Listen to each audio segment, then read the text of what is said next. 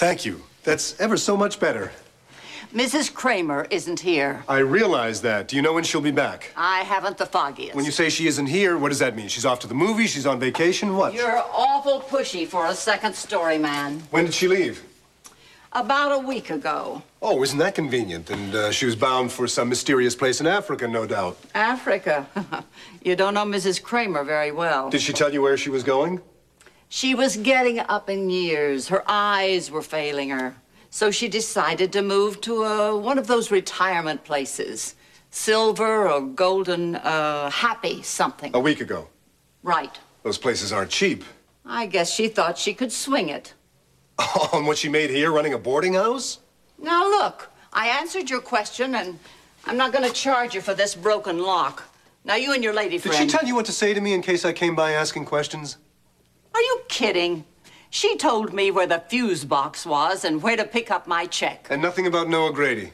Nothing about anybody. Sounds like she was in a bit of a hurry. As you may have noticed, this is not exactly the Taj Mahal. Now, if she was looking forward to her basket weaving class or whatever, well, I can't say that I blame her. So she was anxious to leave? You're that fella that called her on the last day, aren't you? Got her all upset. Yeah, that's me. Well, I'm the one that took that call. I should never have let you talk to Mrs. Cramer that day. You're not exactly Dale Carnegie, you know. Poor thing. No wonder she was a bundle of nerves when she hung up the phone. All she had to do was play ball when I asked her about Noah Grady. Play ball? Now, look here, Mr. Frame. I don't know what you're after, Mr. Frame? Don't go trying to change your story on me, mister. I got a mind like a steel trap, and I never forget a name. And you told me yours was Jason Frame. They can't be serious. Come on, $400,000. Zach will take care of him.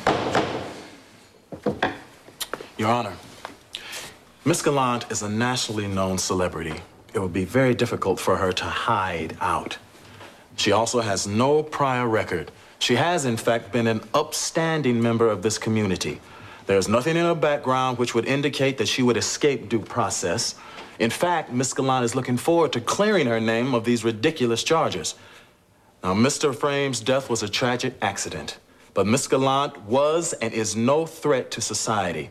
Under these circumstances, we feel that the Assistant District Attorney's request is unreasonable. Miss Graves? The state agrees that Miss Gallant is indeed a celebrity, with resources at hand to escape prosecution if she so desires. Come on, how can she just say stuff like that?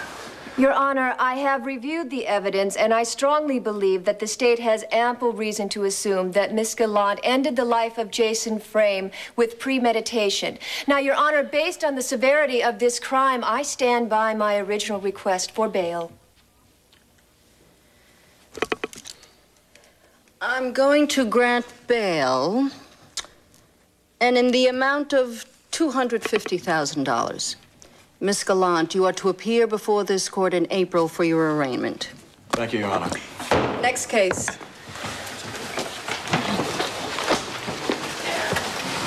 Felicia. Look, it's gonna be okay. We're gonna get you out of there. You're not gonna have to be in jail, okay? Mitch, Felicia, unless the bail is paid right now, Felicia may have to go back into custody. No, Zach. Just until the bail is paid, Mitch. She's not going into jail, not for a minute. Zach, the bail's going to be paid now. I can take care of it now. No, Mac, you can't. Felicia, you're one of our dearest friends. This is only money, darling. It's so much money. Felicia, you have all of Cory Publishing behind you. Okay, look, I will transfer some funds and we will pay you back as soon as we can. Whenever, Mitch. I don't want you in the middle of all of this. Why not? Where else would I want to be when you're in trouble? We're gonna get through this together, darling. Oh, Mac, thanks.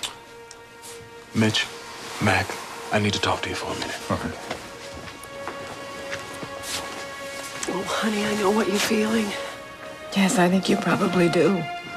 It's all a terrible accident and it's out of control. I did kill him, Rachel. God knows I didn't mean to. I know. Just wish I could make all of this go away. Of course you do, I know. I don't want Mac to pay the bail. I mean, you've had so many problems with the frames. I don't want you to have any more. Who else but Mac and I would know what you were going through? It's worth the chance.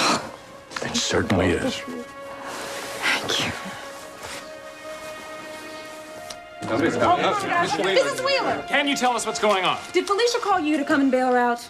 Miss Gallant has asked for and received the full support of Cory Publishing. My father and I are behind her 100%. She did not murder Jason Frame. Is that the charge? Yes, I believe that's what the district attorney Well, said. do you know the real story? Well, you know, it's ironic because, I mean, it parallels Felicia's latest book, The Lady and the Laborer. Mrs. Cory, you have a statement. Yes, this has all been a horrible accident. Felicia Gallant is a person. She's not a media event. And the Frames have been through enough, and I think it's in very bad taste for all of you to exploit this by turning it into a scandal. Who's exploiting whom, Mrs. Cory? What does that mean? Putting out Felicia's new book the day after Frame died. What? If that's not exploitation, I don't know what is. Has Felicia's book been released? Well, it was due for publication. What else could we do? Act like a human being, Iris. I guess that's asking too much, isn't it? Tell Mac I'll be at home. Excuse me.